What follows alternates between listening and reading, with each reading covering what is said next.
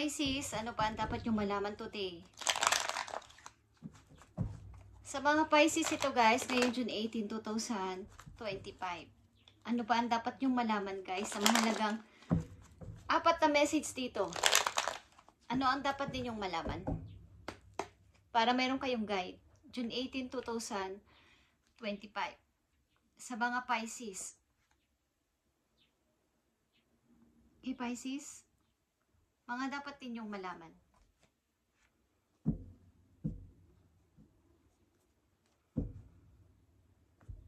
Masaya ang puso mo sapagkat nagagawa mo na yung mga sa palagay mo dati ay naudlot. Ito yung passion mo kasi. Okay? Masaya-masaya yung puso mo this time. Okay? Dapat ninyong malaman na kayo ay masaya talaga. Okay? Pisces? Pagkat maaaring ikaw ay may masaya masasabi na family or parang family tree. Okay? Na masasabi mo, ito na yung hinahanap kong pamilya. Bagamat parang ang ilan sa inyo ay hiwalay sa pamilya, sa inyong asawa o sa inyong mga kinakasama, nakasama sa buhay is, ito yung masasabi ninyo parang nagpapasaya sa inyong puso. Okay, Pisces? Tingnan natin. Okay. Andito din ang 8 of Wands. Nakikita nyo ba yan? Grabe yung, ito ay direct message galing kay God. Sobra yung presensya na nararamdaman nyo sa heart niyo. Parang ansaya-saya, may natatanggap kayong mga blessings na biglaan. Okay, Pisces? Nakikita nyo ba ang The High Priestess? Okay, guys? Blessing mula kay God at knowledge na rin mula kay God ninyong natatanggap sa inyong kasalukuyan at maaring kayo ay nagtatagumpay o matagumpay na tao. Hey guys, masaya kayo sa nangyayari. Bagamat kayo ay mag-isa sa buhay. Mag-isa kayo guys. Dito ang mga Pisces na nandito. Parang nagkaroon man kayo ng pamilya pero kayo ay hiwalay. But masaya yung puso ninyo dahil masasabi ninyong may nasasabi kayong masayang pamilya. Di ko alam kung kayo ay, ang mga anak ninyo ay malalaki na at sila ay mga successful na tao na, successful na sa buhay, nakapagtapusan ng pag-aaral at may magaganda ng trabaho. Okay? At masaya kayo sa naranasan nyo ngayon bilang isang parang nag-i-enjoy sa pagiging single. Single mom o single dad. Or wala naman kayong kasama sa bahay ng mga anak ninyo sapagkat malalaki na sila, okay? Ang ilan sa inyo ay paiba-iba ng direksyon ng trabaho. Paiba-iba ng pinupuntahan lugar. Maaari nasa labas ang inyong trabaho. O lumalabas kayo para dito sa trabaho na to. Tingnan natin ang message sa inyo ng Moon Monology. Pisces, sapagkat kumagandang inyong maganda ang naranasan nyo sa kasalukuyan sa mga Pisces na nandito.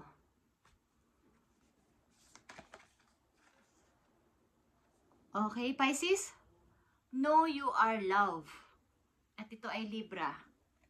Energy na Libra is nandito. Alam mo sa sarili mo na ikaw ay kaibig-ibig. At nakikita mo naman yung ganda ng mga, pag yung mga pinasimulan mo, nakikita mo na ng malinaw. Katulad ng bundok na to, okay? Wala nang sagabal. Meron mga kapakunti-kunting mga obstacle o mga problema sa paligid sa inyong sariling sitwasyon is naaaninagan mo pa rin yung pag-asa. Meron pa rin nakikitang liwanag. Kumbaga, ang dali lang magkaroon ng solution. Magkaroon man ng mga konting kaulapan sa buhay, ito ay problema is bumababa din kaagad yung ulap. Kumbaga, nakikita nyo pa rin kaagad-agad ang inyong big target. Okay? At nandito din ang step into your power. Okay? Pagpatuloy mo pa nangyayari sa buhay mo, Pisces, mukhang ikaw ay nag-grow sa iyong sarili. Okay, sa mga Pisces na nandito, tuloy-tuloy sa pag-grow sa sarili. Maaaring may mga napagtanto kayo na ito na dapat pala ang ginawa ko noon pa. But, lahat naman kasi ng bagay ay may timing at pagpaprocess si God kung kailan at saan natin ito masusumpungan.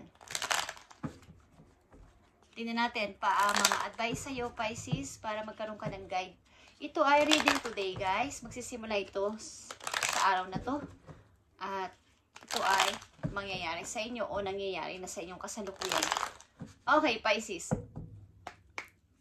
Message po you na napakahalaga. Thank you, Spirit. Nandito ang horse at ito ay freedom. Nakikita nyo ba ang freedom, guys? Kayo ay malayang malaya talaga. You must break out of any limitations that are holding you back. Whether they are self-imposed or put on you by other people or society. Break free and run faster toward your dreams. Okay? Nakikita nyo kasi yung big picture na. Ibig sabihin ng big picture, guys, yung dream mo. Nakikita mo na ng malinaw. Wala nang harang. Wala nang ulap. Sapagkat ang harang na sinasabi ko dito sa inyo ay mga problem sa nakaraan. Nag-hold sa inyo na huwag kayo magtagumpay sa buhay. Huwag kayo mag-step sa inyong power. Yun ay galing sa nakaraan na kabiguan sa tao. Kabiguan sa mga taong pinagkatiwalaan. Kabiguan sa mga taong minahal. Anak man yan, kasintahan o naging asawa nyo, o mga magulang nyo, o mga kapatid nyo, relatives nyo, na nagbigay sa inyo ng sama ng loob is, wala na. Sapagkat, tinanggal mo na sila yung ganitong klaseng, yung nakaraan, yung reflect, galing sa yung nakaraan, yung shadow. Okay? Ang tingin mo sa sarili mo ngayon ay malaya na like this. Nakikita nyo to? Kung gaano kayo kalaya at nagagawa nyo ang gusto nyo. Sa mga Pisces na nandito, maaaring kung hindi pa ito nangyayari sa inyo, ay ito ay mangyayari sa inyo sa ayaw at sa gusto ninyo. Sapagkat ito ay nakadakda sa mga Pisces na ganito ang sitwasyon. Okay? Kung papakinggan nyo ang inyong sariling puso at sa inyong isip na binubulungan kayo ni God, binibigyan kayo ng knowledge ni God galing sa heaven is, matutuklasan nyo itong sinasabi ko na to sa inyo sarili sapagkat pinupush kayo ng kapalaran na mag-grow pa, Pisces. Kung kinakailangan mamili sa two direction is gawin na, old at new. Bigyan nyo na ang kalayaan ang sarili ninyo at alisin na ang limitasyon na sinasabi ng ibang tao galing sa nakaraan ninyo na hanggang dyan ka na lang, Pisces. Wala ka namang magagawa. Wala kang mararating. Kung dati doon kayo nakatira sa lugar na yon, ang mga tao ay iisa lang na routine ang ginagawa is, parang pupunta ka doon, Pisces, walang mangyayari sa'yo doon, dito ka na lang. Nakakatakot mag-ibang bayan kung wala ka namang kasiguraduhan sa pupuntahan mo. Pero ikaw ay pinupush ng kapalaran na umiba ng landas at ibang pananaw sa buhay kesa sa kanila. Okay? Whether they are self-imposed or put you by other people or society. Okay? Sundin nyo to kung gusto ninyo, guys, kung gusto nyo lang. Kumbaga, ignorin nyo ang mga sinasabi na maraming tao na hindi mo kayang makuha ang iyong dream o maabot ang iyong pangarap. Ano mang pangarap yan, Pisces. Your life is about breaking your own limits and outgrowing yourself to live your best life. Kailangang malaman mo sa sarili mo na ikaw ay lovable, ikaw ay kaibig-ibig, ikaw ay dapat na pahalagahan. Okay, Pisces? At you are not in competition with anyone else. Magplan ka sa iyo sarili at iwanan ang nakaraan at ang mga taong nag-hold sa iyo pabalik. Kasi ayaw ka nilang maging, kumbaga, ayaw kanila mag-grow sa buhay. Gusto nila ay tuloy, pare-pareho kayong nandoon sa ibaba. Okay? Kung may mga kasamahan kayo dati na parang sinasabi nyo na, lumipat kaya ako ng work. Mag-apply kaya ako dun sa kabilang bayan o sa kabilang, sa ibang country o sa ibang bansa. Pero ang sabi nila sa inyo, nakakatakot dun. Huwag ka nang tumuloy. Okay, nakakatakot is nakakatakot, pero kung yun ang sinasabi, paulit-ulit ng inyong isip at ng inyong puso ay, ito yung sign, Pisces, na kayo ay inuudyukan o sinasabihan ng inyong mga guides na gawin ito sapagkat yun ang nararapat sa inyo. Okay? Tingnan natin ang payo sa inyo ng inyong mga angels, Pisces. Yun yung mga guardian angels para magkaroon kayo ng guide. Iwasan mo na yung paglilimit sa sarili na wala akong talent, wala akong kakayanan. Okay? Meron kang kakayanan, Pisces, at tandaan mo yan. Thank you. Okay?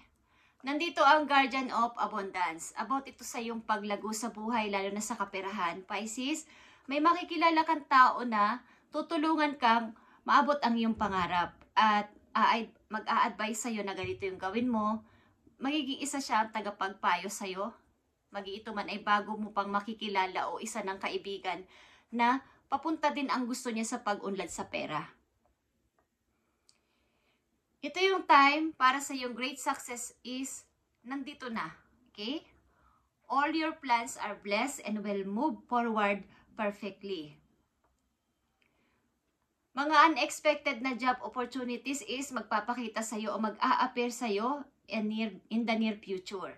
Maaaring bukas, sa isang linggo o sa isang buwan is mga pag-o-offer ng isang tao, pag-o-offer ng mga ibang tao na friends of friends mo or sa mga company na in-applyan mo is bigla kang tatawagan. Ito na yon, unexpected job opportunities.